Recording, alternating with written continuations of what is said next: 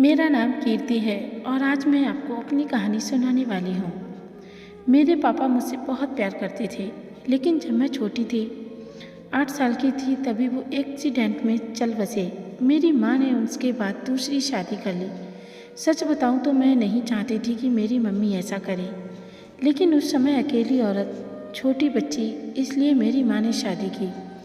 मुझे मेरे सौतेले पापा बिल्कुल भी पसंद नहीं थे। मैं उन्हें पापा भी नहीं कहती थी। मम्मी ने कई बार कहा कि ये तुम्हारे पिता हैं, यही सच है, लेकिन मैंने नहीं माना। मेरे पिता तो इस दुनिया में नहीं हैं। ये तो सिर्फ मेरी माँ के पति थे, वो भी दूसरे। उनसे मेरा एक छोटा भाई भी है। वो एजेंसी का काम करते थे और अक्सर टूर भी किया करते थे। मेरे सौतेले पिता जब भी मुझसे बात करते या पास आते, मैं उनसे बात भी नहीं करती। आखिर ऐसा चलता रहा और मम्मी ने ये सब देखते हुए मुझे मौसी के यहाँ भेज दिया था पढ़ने। मेरा ज़्यादातर समय वहीं निकल करता था। पढ़ाई के बाद मुझे एक लड़के राहुल से प्यार हो गया था।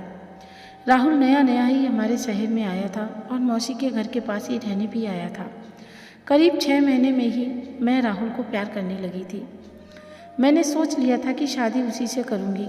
वो उम्र में करीब मुझसे 5 साल बड़ा था, लेकिन प्यार में ये सब कहाँ देखा जाता है। मैंने मेरी माँ को बता दिया कि मैं राहुल से शादी करना चाहती हूँ।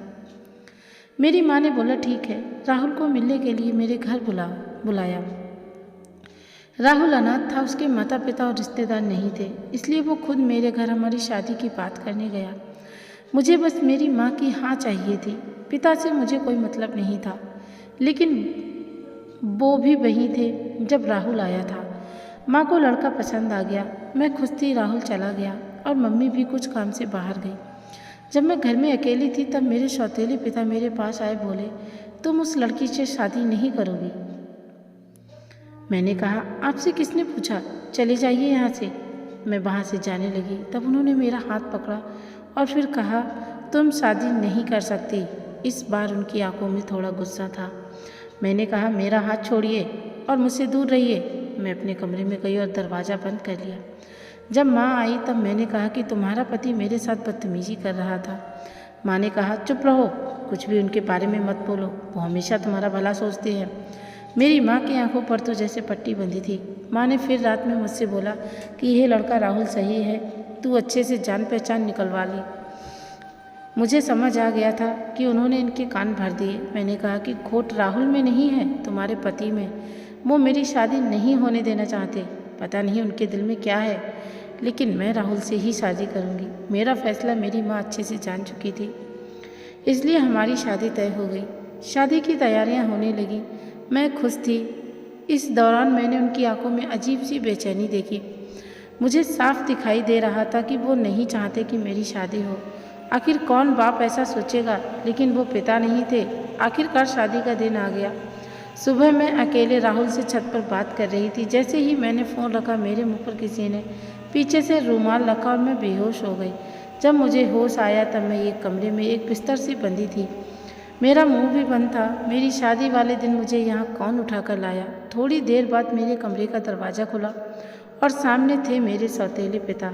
उन्होंने मेरे साथ ये किया था, पर आखिर वो मुझे यहाँ क्यों उठा कर लाए। वो मुझे पसंद नहीं थे, लेकिन वो इस हद तक गिरे मुझे नहीं पता था। ऐसा तो मैंने उनके बारे में नहीं सोचा था। मैं यही सब सोच रही थी, तब वो बोले मैं तुम्हारी शादी उस लड़के से नहीं होने दूंगा। वो खाना लेकर आए थे। उन्होंने मेरा मुंह खोला। मैंने कहा कि क्या चाहते हो, तुम मेरी शादी से इतने परेशान क्यों हो, मुझे यहाँ बांध कर क्यों रखा है, यही है तुम्हारा असली चेहरा। मेरी आवाज़ तेज होते देख उन्होंने मेरा मुंह वापस बांध दिया। आज रात मेरी शादी थी और रात को मैं यहाँ इस कमरे में बंद हूँ। मेरी आंखों से लगातार आंसू निकले जा रहे थे। मैं सोच रही थी कि सारी गलती माँ की है, जो इस आदमी से शादी कर ली। रात को फिर वो कमरे में आए। इस बार कमरे में आते ही कहा कि आज तुम्हारी शादी थी, लेकिन मैं नहीं चाहता कि तुम उस लड़के से शादी करो। वो लड़का झूठा है, फ्रॉड है, तुम्हें धोखा दे रहा है। वो पहले से शादीशुदा है।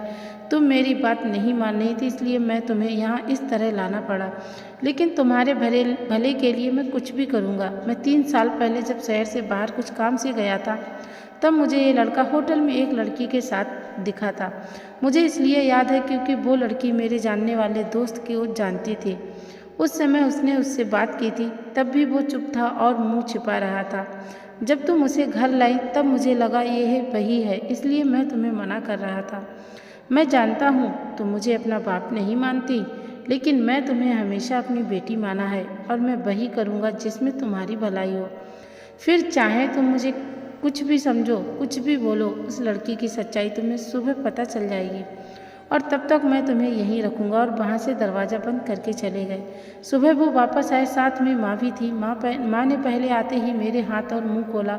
मैंने मम्मी से कहा कि देखो इस आदमी ने क्या किया। अभी तक मुझे उनकी बातों पर रत्ती पर भी विश्वास नहीं था, लेकिन फिर दरवाजे से एक औरत आई, उसके हाथ में एक छोटा बच्चा भी था। वो औरत बोली कि यह सही बोल रहे हैं, वो आदमी धोखेबाज है, उसने मुझे भी धोखा दिया है। वो अनाथ नहीं है, उसके घर वाले भी हैं। मेरे सामने वो खड़ी वो औरत, उसका बच्चा, मेरी माँ, इन सबको देखकर मुझे भी अब यकीन होने लगा था। मैंने उसी समय राहुल को फ़ोन लगाया, लेकिन उसका फ़ोन ऑफ था। शायद उसे भी पता चल गया था कि उसकी सच्चाई सामने आ गई। उसके खिलाफ अब जो भी कार्रवाई होगी वो पुलिस करेगी। मेरे पिता उसके बाद भी मुझसे बात नहीं कर रहे थे। वो ऐसे ही रह रहे थे जैसे पहले, जैसे कुछ हुआ ही ना हो। 5 दिन बाद ही उनका बर्थडे था। मैंने पहली बार केक बनाया और उन्हें सरप्राइज़ दिया। उन्हें बोला हैप्पी बर्थडे पापा। मेरा ऐसा बोलते ही उनकी आंखों में आंसू आ गए। इतने सालों से दबा रखे थे, शायद बोले बेटा बस अब मुझे ज़िंदगी से कोई शिकायत नहीं, अब मुझे कुछ नहीं चाहिए। तुमने मुझे पापा कहा, बस इतना ही मैं सुनना चाहता था। तब मुझे समझ आया कि मैं कितनी सच्ची हूँ इंसान पहचानने में।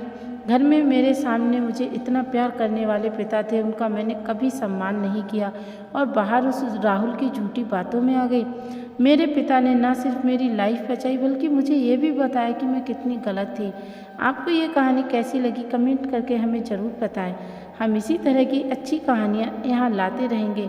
हमें अपना प्यार और सपोर्ट दें, ताकि इसी प्रकार से हम अच्छी अच्छी कहानियाँ आप लोगों को प्रस्तुत कर सकें। धन्यवाद।